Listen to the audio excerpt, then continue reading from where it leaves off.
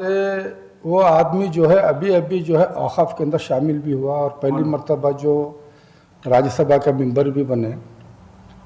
इसका मतलब ये नहीं कि मैं सिर्फ उनसे मिलता हूँ, वो मुझसे अच्छे वाकिफ़ हैं, इसका मतलब ये नहीं कि वैसे तो सारे सियासतदान से मैं वाकिफ़ हूँ और हर कोई जो है मुझसे वाकिफ़ है, चाहे मुस्लिम लीडरशिप हो चाहे गैर मुस्लिम लीडरशिप हो, बड़े से बड़े तक मुझसे वाकिफ़ है और चाहे तो उसका मैं सबूत आपको दे सकता हूँ।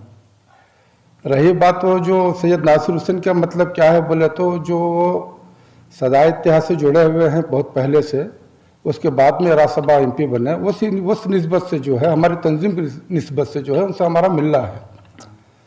अब जो है एक आदमी को छोड़ने का मतलब क्या है कि अब शाफी सादी 11 साल से हमारे साथ में हैं और वो हमारे से अच्छा वाकिफ़ है शाफी सादी।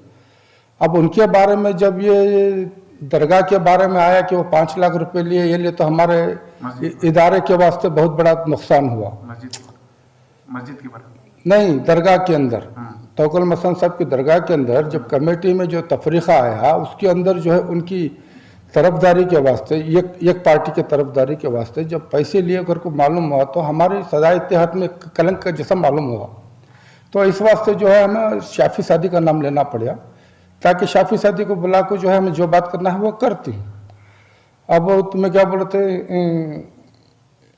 अनवर मानम पढ़ी का, अनवर मानम पढ़ी का इस वास्ते जो है ये जो इससे पहले जो मेरे वीडियोस थे तो करीब 1 साल पहले मुझे सुभान शरीफ साहब से मैंने सुना था, फिर 6 महीने बाद सुना, उसके बाद फिर अभी हाल ही में सुनने के बाद जो है मैं तब मुझे थोड़ा एहसास हुआ कि भाई ये कौम को हो रहा क्या।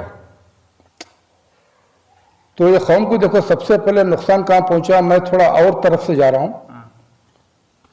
ये मदारिस के नाम से जो है ये देवबंद, बरेली, नदवा, ये 3 इदारे और ये इनके ये सही और ये गलत, ये सही और ये गलत के अंदाज में जो है तो पूरे हिंदुस्तान के अंदर ये कौम जो है बढ़ गई सही और गलत के बीच में, जबकि कुरान एक था, नबी एक था, अहादीसें हमारे अल्लाह के नबी के कहते थे, लेकिन हमारी कौम बटी कब 100-125 साल के अंदर से जो है ये हमारा तफरीक़ा बढ़ गया। वहाँ से हमारे जो कौम की एकता थी, जो खुदी थी, वो बिखरते चले गई। अब उसके साथ में हमने ये देखने को मिला कि ये कुछ उलमा को जो है सियासतदान इस्तेमाल करते थे। अब उसके अंदर कई सियासतदान जो है उनका साथ लिए और उनको इस्तेमाल करके जो है ये कौम को नुकसान पहुंचाने में एक अहम रोल अदा करे। और हमारे जो उलमा थे, जो बड़े बड़े उलमा की बात कर रहा हूँ, उनका ये फ़र्ज़ बनता था कि भाई ये कौम की बात है, सब आपस में एक होकर अगर फैसला करते तो ये बात नहीं आती थी।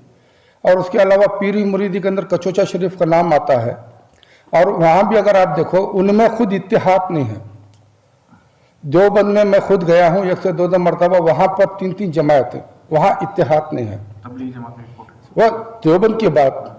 अब वहाँ से एक अलग शाख है कि ये तुम्हारी जमायत के नाम से, मरकज़ों के नाम से मशहूर है, उनमें अलग कैटेगरी देखने को मिली। उसके बाद बरेली शरीफ में मेरे अच्छे बहुत ख़ास दोस्त हैं तौक़ीर रज़ा साहब, तो मैं वहाँ भी जाना हुआ तो वहाँ का जो माहौल देखा तो वहाँ पर भी आपस में इत्तेहाद नहीं है, नदवा में भी इत्तेहाद नहीं है, कचोचा में इत्तेहाद नहीं है।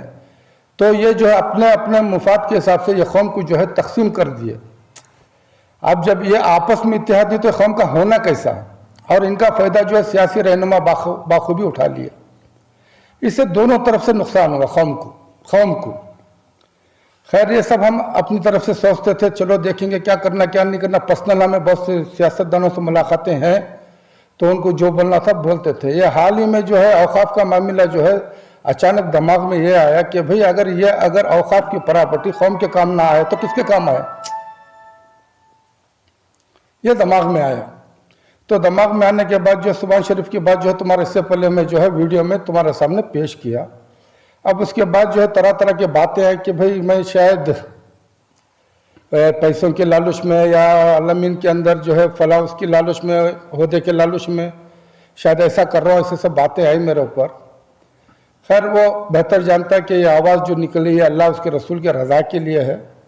हमारा मकाम, हमारी इज़्ज़त, हमारा वक़ार जो है उसकी नज़र में है और दुनिया की नज़र में मुझे इसकी परवाह नहीं है। अब औक़ाफ़ के बारे में इस वक्त से मुझे भी जज्बा पैदा हुआ, जैसे इत्तेहाद के वास्ते जज्बा इसका आदमी है।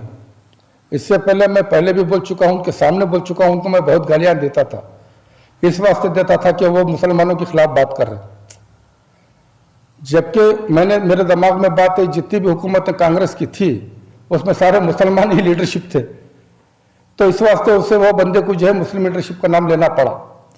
तो बात मेरी समझ में है, तो मैं उसको बुलवाया, फिर उनसे बातचीतें की, तो बोला अभी किस किस दावे से तो इनके ऊपर केस बुक किया है, वो सारा डॉक्यूमेंट मेरे पास आ चुका है। तो इंशाल्लाह आगे देखेंगे क्या करना है। अब रही आरएसएस, जनता दल एस और कांग्रेस, मैं इस पर भी जरा आ जाता हूं। आप मुझे यह बताइए, जब से हिंदुस्तान आजाद हुआ तब से कांग्रेस पार्टी ने मुसलमानों को क्या दिया है? पहले मैं आप सबसे सवाल करता हूं, क्या दिया है मुसलमानों को? मौलाना आजाद थे और बहुत बहुत से गुण गाते हैं हमारे लीडरशिप। मेरी इतनी समझ में आया, पाकिस्तान ईस्ट और वेस्ट था तो तोड़ने में बहुत अच्छी रोल अदा करी हमारी मोहतरमा साबिक़ इंदिरा गांधी। उसका खमीजा जो है कश्मीर का भुगतना पड़ रहा, उसका खमीजा।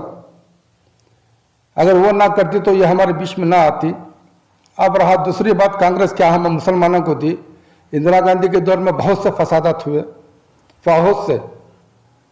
उसमें हमारे एक शायर थे मैकश नागपुरी, तब मैं बहुत कम उम्र का था, नागपुर में था। उन्होंने इंदिरा गांधी को एक शेर लिखे थे, दुश्मनी जमकर करो लेकिन ये गुंजाइश रहे।